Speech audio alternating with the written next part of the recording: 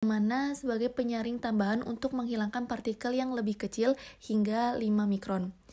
Selanjutnya ada PureMaster dengan fungsi yaitu sebagai filter utama berbasis karbon atau media khusus lainnya untuk menghilangkan kontaminan seperti logam berat, senyawa organik, dan bau. Setelah itu, terdapat satu UV system yang mana fungsinya itu suatu sistem ultraviolet UV untuk mendisinfeksi air lebih lanjut dengan menghancurkan DNA mikroorganisme yang tersisa.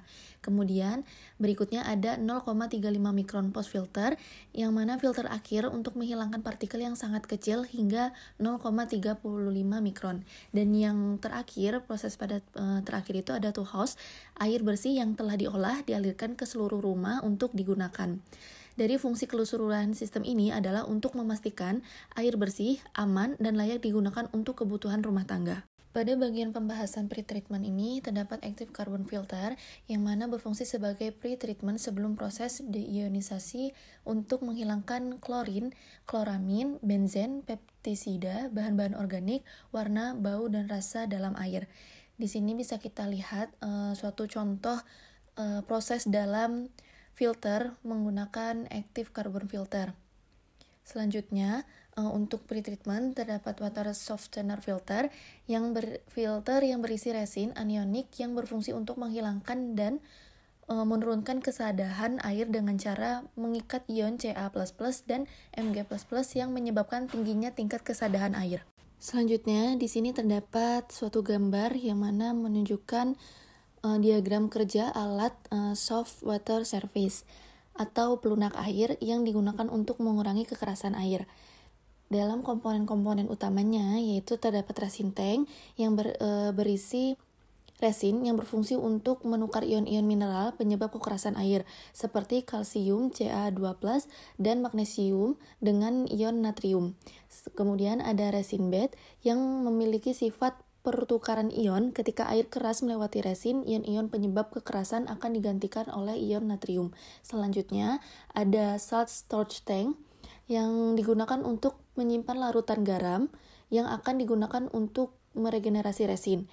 Kemudian, ada bagian brine valve yang katup ini mengontrol aliran larutan garam dari tangki penyimpanan ke resin tank selama proses regenerasi. Selanjutnya, di sini juga terdapat hard water in.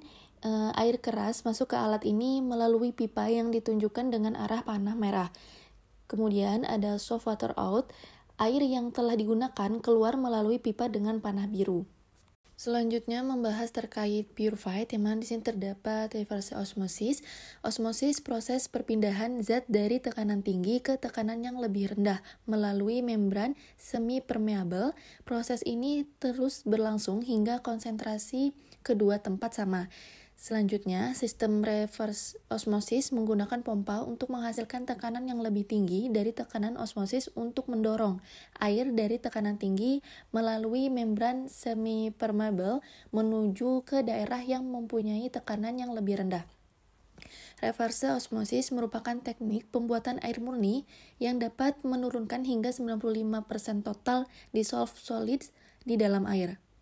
Dan reverse osmosis terdiri dari lapisan filter yang sangat halus hingga berukuran 0,0001 mikron. Selanjutnya, di sini terdapat gambar yang menunjukkan suatu sistem filtrasi air reverse osmosis yang dirancang untuk menyediakan air bersih dan aman untuk dikonsumsi. Dalam komponen dan fungsinya, untuk nomor 1 itu terdapat sedimen filter yang menyaring partikel kasar seperti debu, pasir, dan sedimen besar lainnya.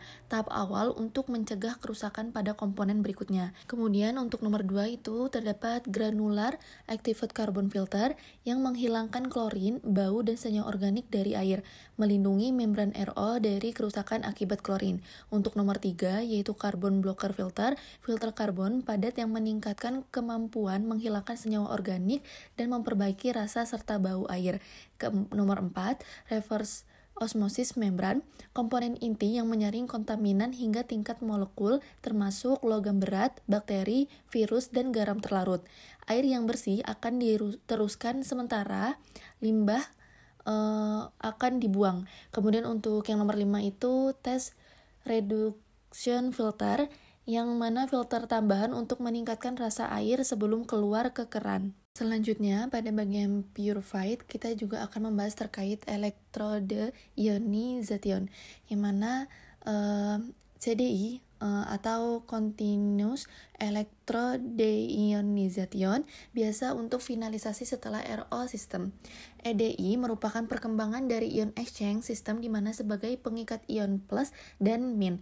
Dipakai juga elektroda di samping resin. Elektroda ini dihubungkan dengan arus listrik searah sehingga proses pemurnian air dapat berlangsung terus-menerus tanpa perlu regenerasi. Ini merupakan sebuah alat sanitasi membran RO yang digunakan dalam bidang farmasi industri. Selanjutnya membahas terkait water for injection atau disingkat WFI. Purified Water System melewati lampu UV dengan panjang gelombang 254 nanometer untuk membunuh bakteri, destilasi penyulingan, kemudian proses destilasi menggunakan 6 kolom destilasi, artinya air yang digunakan untuk produk-produk steril tersebut mengalami 6 kali proses destilasi. WFI yang dihasilkan kemudian disimpan dalam storage tank pada suhu 70-80 derajat Celcius sebelum didistribusikan untuk produksi produk steril. Baik, di sini bisa kita amati bersama terdapat suatu gambar skema purified water system yang digunakan dalam industri, terutama di bidang farmasi untuk memproduksi air yang sangat murni. Dalam penjelasan komponennya, yang pertama itu pre-treatment system, yang merupakan tahap awal untuk mempersiapkan air sebelum masuk ke tahap pemurnian lebih lanjut. Ini terdapat beberapa komponen. Yang pertama adalah multimedia filter yang menghilangkan partikel kasar seperti pasir, lumpur, atau sedimen. Kemudian ada active carbon yang menyerap klorin, senyawa organik, dan bau yang tidak diinginkan. Yang ketiga juga ada softener, mengurangi kadar ion kalsium dan magnesium untuk mencegah pembentukan karak. Kemudian ada heat exchanger yang mungkin digunakan untuk mengatur suhu air sebelum proses berikutnya. Dan yang terakhir ada micron filter yang menyaring partikel-partikel kecil sebelum air masuk ke sistem RO. Setelah melewati tahapan yang pertama, dilanjutkan dalam tahapan berikutnya yaitu reverse osmosis atau RO, yang mana tahapan pemurnian utama menggunakan membran semi-permeable yang menghilangkan ion, mikroorganisme, dan sebagian besar bahan kimia yang terlarut. Selanjutnya, electrodeionization, tahap lanjutan untuk menghilangkan ion-ion terlarut secara elektrokimia menghasilkan air dengan kemurnian yang sangat tinggi. Terdapat selanjutnya itu WFI, storage tank, UV light digunakan untuk membunuh mikroorganisme dan mencegah kontaminasi mikroba di dalam tangki penyimpanan air. Dan pada bagian ozone destruction, menghilangkan sisa ozon sebelum air digunakan untuk memastikan keamanan. Selanjutnya ada air vetting, mencegah kontaminasi udara dan menjaga kebersihan tangki. Kemudian ada TOC monitor yang mengukur kandungan karbon organik total untuk memastikan air tidak terkontaminasi oleh bahan organik. Selanjutnya ada pH meter, mengukur pH air pada titik pengguna untuk memastikan bahwa air memenuhi standar yang diinginkan. Untuk fungsi dalam keseluruhan, sistem ini dirancang untuk memastikan pure water atau bahkan water for injection yang memenuhi standar farmasi internasional seperti USP atau BP. Air ini digunakan untuk berbagai aplikasi seperti pembuatan obat, pelarutan bahan baku, atau sterilisasi. Dalam sterile purpose, terdapat distilled purified water dengan beberapa macam, yaitu yang pertama ada single effect, double effect, vapor compression. Disimpan dalam tangki double jack dengan sistem loop pada suhu lebih besar 80 derajat Celcius. Pendistribusian berdasarkan gravitasi.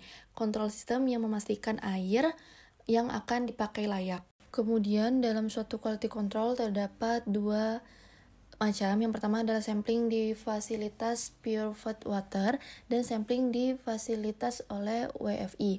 Yang mana pada sampling di fasilitas WFI, pada area loop dengan suhu lebih besar 80 derajat Celcius, pemantauan cukup sebulan sekali. Kemudian untuk area dengan suhu rendah, pemantauan dilakukan sesering mungkin dan setiap print of use diperiksakan endotoxin per hari per batch produk.